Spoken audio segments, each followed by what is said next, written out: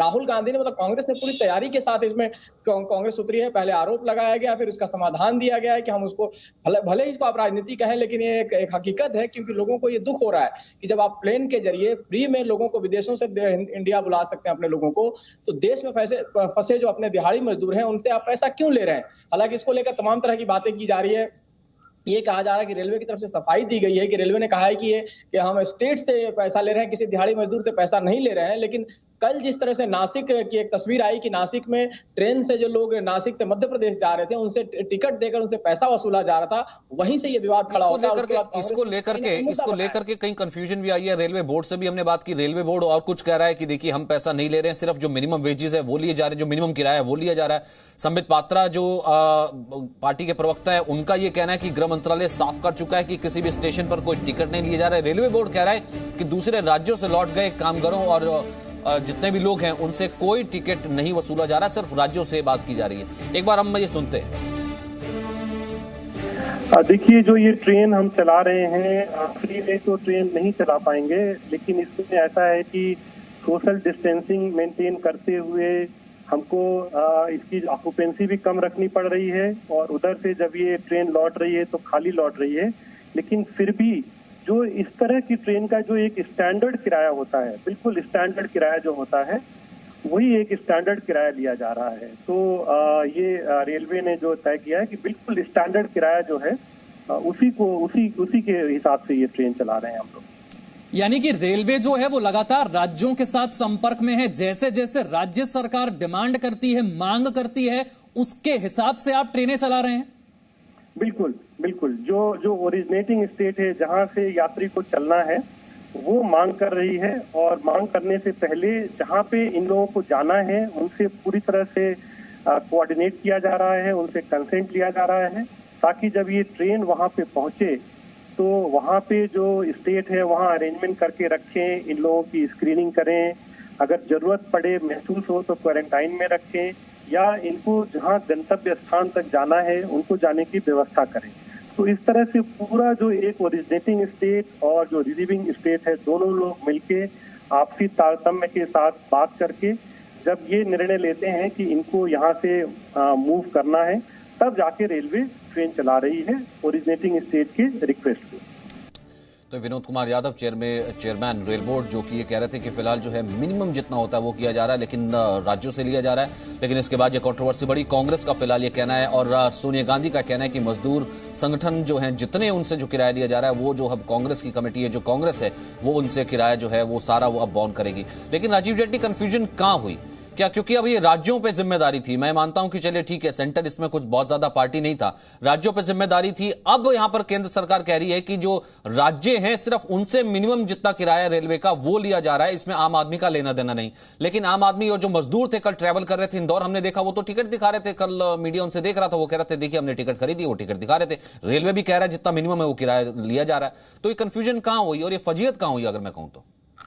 नहीं, मैं आपको स्पष्ट करना चाहता हूं, जो रेलवे कह रहा है, अगर रेलवे किराया ले रहा है तो उस किराए को वहन किसने करना है, ये बात आपने अभी थोड़ी देर पहले ही अपने चैनल पर देखा ही है कि हमारे पार्टी के प्रवक्ता संबित पात्रा जी ने इस बात को बताया है कि 85% जो किराया है वो केंद्र पर, लगभग 15% किराया जो है वो राज्य सरकारें वहन करेंगी। तो मुझे ये समझ नहीं आता कि जो कांग्रेस के राज्य सरकारें हैं, क्या उनके पास केंद्र की दी हुई इंफॉर्मेशन या गाइडलाइंस नहीं है? अगर उनके पास नहीं है तो आप ये सोचिए कि वो क्या आगे इंफॉर्मेशन देते होंगे जो लोग जो इस तरीके की स्टेटमेंट दे रहे हैं। मुझे लगता है जो कांग्रेस है वो भी दो धड़ों में बट गई है, एक राज्य सरकार और एक कांग्रेस पार्टी। कांग्रेस पार्टी और कांग्रेस की राज्य सरकारों के अंदर शायद समन्वय नहीं है, केंद्र द्वारा दी गई गाइडलाइंस को वो पढ़ते नहीं है, या बिना पढ़े कोई भी इंफॉर्मेशन दे देते हैं या कोई स्टेटमेंट दे देते हैं। बहुत स्पष्ट है, किसी से कोई किराया नहीं लिया जाएगा, और किराया जो लिया जा रहा, अगर रेलवे ले रही है तो उस किराए को वहन भी दोनों ही सरकारें करेंगी, केंद्र भी करेगा और राज्य सरकारें भी। राज्य सरकार के ऊपर बहुत ही कम लोड डाला गया, 15%, मात्र 15%। तो वही राज्य सरकारें, महाराष्ट्र में आपने देखा उद्धव ठाकरे साहब बार बार इस बात की मांग कर रहे थे कि मजदूरों को घर पे भेजा जाए, और मजदूरों को घर पे भेजने के लिए वो केंद्र से अपील कर रहे थे कि ट्रेनें चलाई जाए।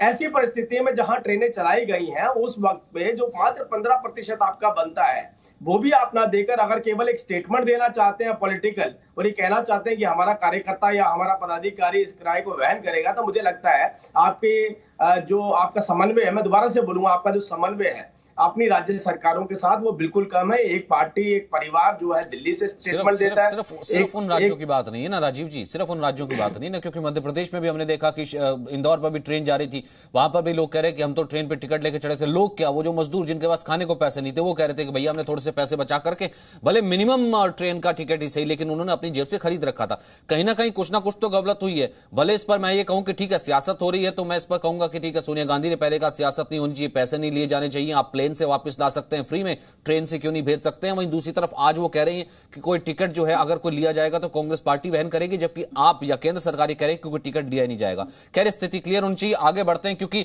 उससे ज्यादा इंपॉर्टेंट खबर यह है और उससे ज्यादा इंपॉर्टेंट देश के लिए यह समझना जरूरी है कि लॉकडाउन 3.0 है और लॉकडाउन 3.0 का पालन करना कितना ज्यादा जरूरी है, क्योंकि अगर यहां से थोड़ी सी भी लापरवाही बरती जाती है यह कितना खतरनाक हो सकता है।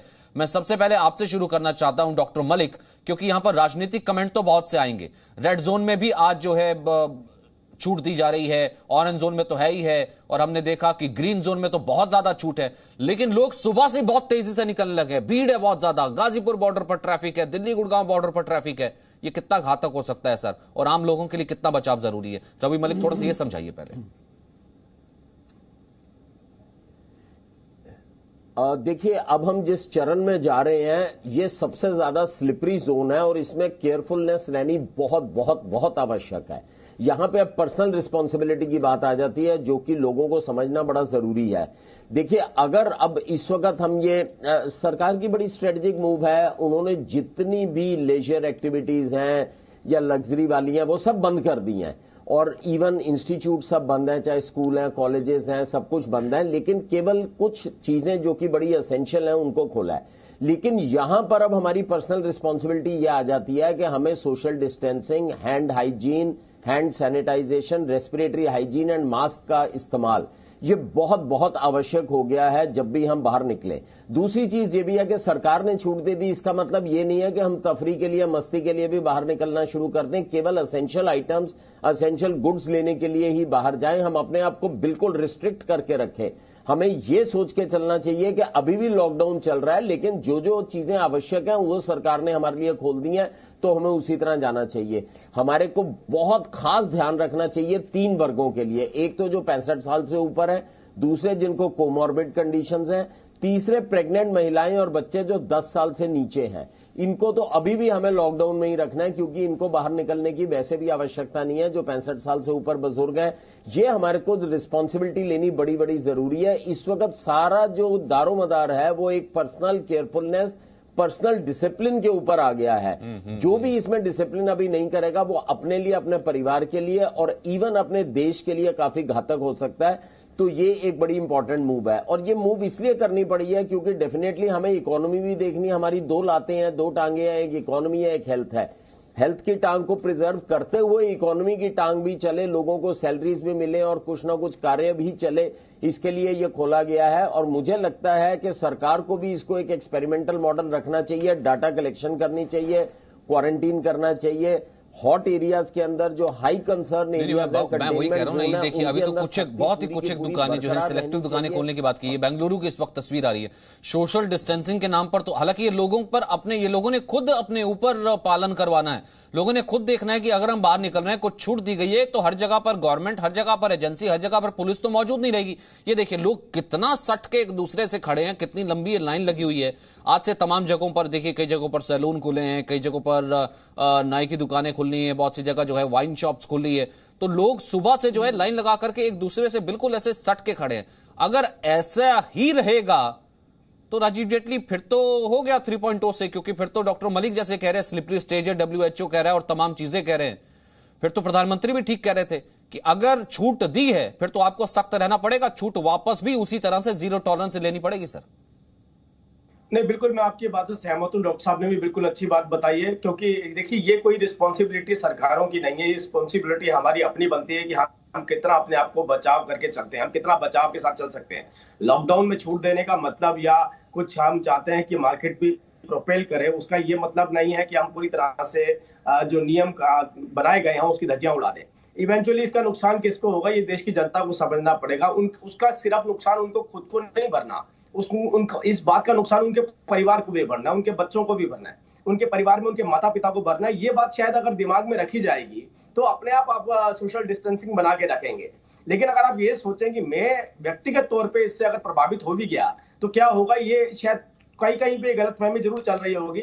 इसके चलते इस तरीके की रिलैक्सेशन को जो नजायज फायदा उठाया गया है, जैसा आप दिखा रहे हैं अपने चैनल के ऊपर, अभी आपने वेस्ट बंगाल का भी दिखाया किस तरीके से भारी मात्रा में इवन पुलिस बल साथ में था। सरकार की हिदायत रही होगी तभी करके पुलिस बल साथ में चल रहा था, कोई सोशल डिस्टेंसिंग नहीं थी, कोई मास्क नहीं पहने हुए थे। तो ये नुकसान किसको उठाना पड़ेगा? पूरे राज्य को उठाना पड़ता है, सरकारों को उठाना पड़ता है, व्यक्तिगत तौर पर आपको उठाना पड़ता है, आपके समाज को उठाना पड़ता है। और मैं एक तस्वीर दिखा रहा हूँ, आपने कहा ना कि कहां तक, अब ये छत्तीसगढ़ की तस्वीर है।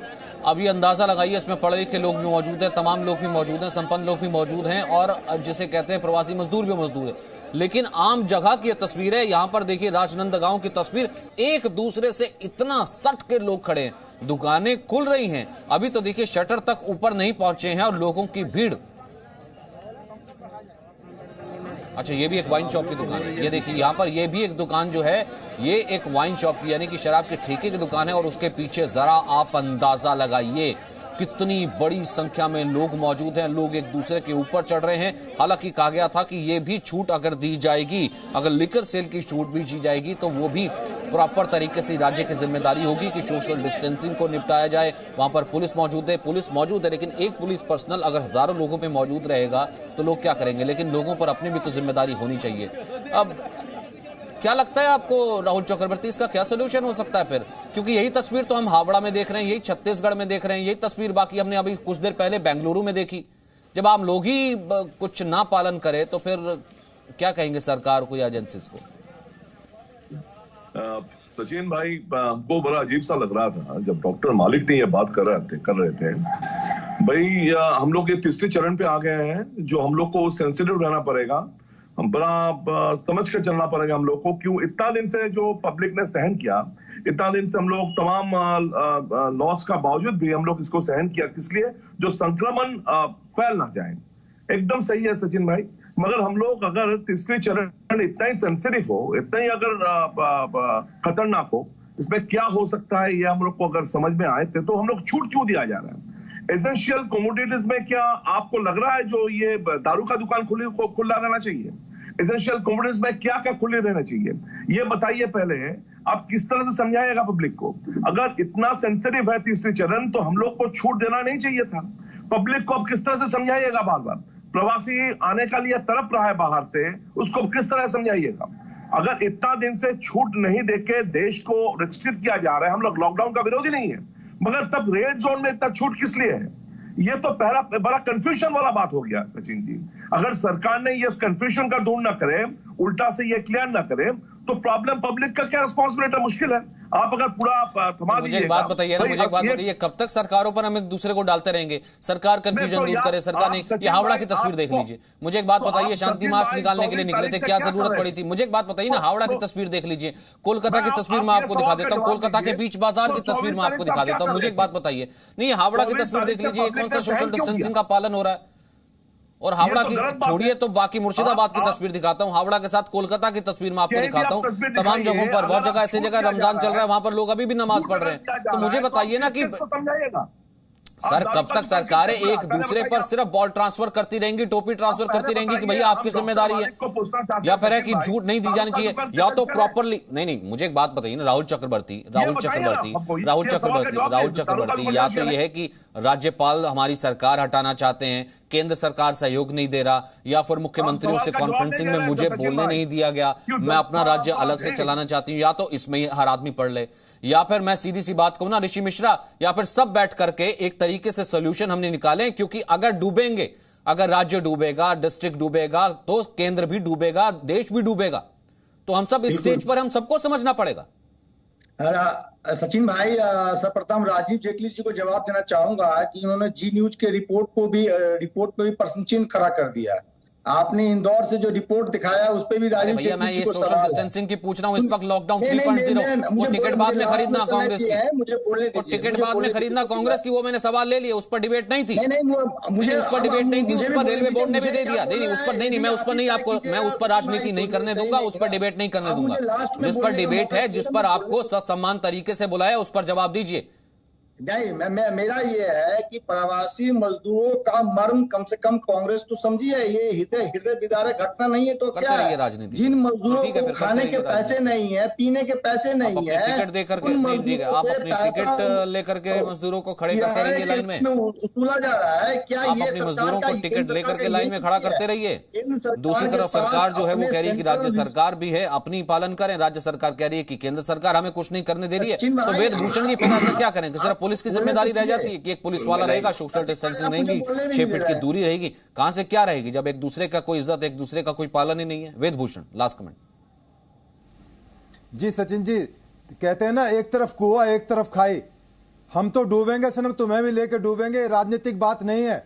जैसा आपके चैनल पर शराब की दुकानें दिखा रहे थे, ये एक बहुत बड़ी परेशानी लेकर आएगी। पहले तो पुलिस की जिम्मेदारी शराब का डिस्ट्रीब्यूशन कराना, वहां लाइन लगवाना, सोशल डिस्टेंसिंग का पालन कराना। उसके बाद जो 90% crime national crime record bureau के हिसाब से रुका हुआ था, अचानक उसमें स्पार्ट आएगा। शराब का और क्राइम का एक बहुत गहरा नाता रहा है। सचिन जी, आप पुराने पत्रकार हैं, शराब पिएंगे, लड़ाई झगड़े, दूसरी तरह की सामाजिक जो परेशानियां हैं, उनसे पुलिस को एक चैलेंज सामने आ जाएगा, तो पुलिस के लिए तो और ज्यादा परेशानी आने वाली है। दूसरे ऑलरेडी कोरोना से जो ग्रसित क्रिमिनल हैं या इस तरह के लोगों की मानसिकता है जो सोशल डिस्टेंसिंग का पालन नहीं कर रहे हैं, उनको पालन कराना अपने आप में एक बहुत बड़ा चैलेंज है। इसके लिए सारी राजनीति करने की जरूरत नहीं है। ठीक है, सरकार की मजबूरी हो सकती है, उनके ऊपर आर्थिक दबाव हो सकता है, जैसे डॉक्टर मलिक साहब ने कहा था, ये सरकार की मजबूरी हो सकती है, पर ये हमारी इंडिविजुअल जिम्मेदारी भी है। हमारी केवल ऐसा ना कि देखिए राज्य सरकार कहते हैं कि हमारा बहुत बड़ा रेवेन्यू जो है वो आबकारी विभाग, एक्साइज से, लिकर से, इस सब से आता है, स्टैंप ड्यूटी से आता है, वो भी सब बंद है। राज्य सरकार कहती है कि हम बहुत ज्यादा पैकेज दे नहीं सकते हैं। जब ऐसे में धीरे धीरे आपको इकोनॉमी खोलनी है और आपकी इकोनॉमी का बहुत ज्यादा हिस्सा जो है अनऑर्गेनाइज इकोनॉमी से, अनऑर्गेनाइज सेक्टर से या फिर एमएसएमई से आता हो, तो ऐसे में जब आप छूट देते हैं तो जिम्मेदारी आपकी और हमारी, जी हां, आप लोग जो घर बैठे, आपकी और हमारी हो जाती है कि इन जिम्मेदारी जो दी गई है, ये जो छूट दी गई है, उसका बेजा इस्तेमाल ना उठाएं, वरना सरकार बिल्कुल भी यहां पर गुरेज नहीं करेगी इन छूट को वापस लेने में। और ऐसा होना भी चाहिए, क्योंकि जान बचेगी तभी इन छूट को अवेयर कर पाएंगे। ये जानना बहुत ज्यादा जरूरी है, क्योंकि जानलेवा साबित हो सकता है। बहुत बहुत शुक्रिया आप सभी का। वक्त मेरे पास इतना ही था। एक छोटा सा ब्रेक, खबर लगातार जारी।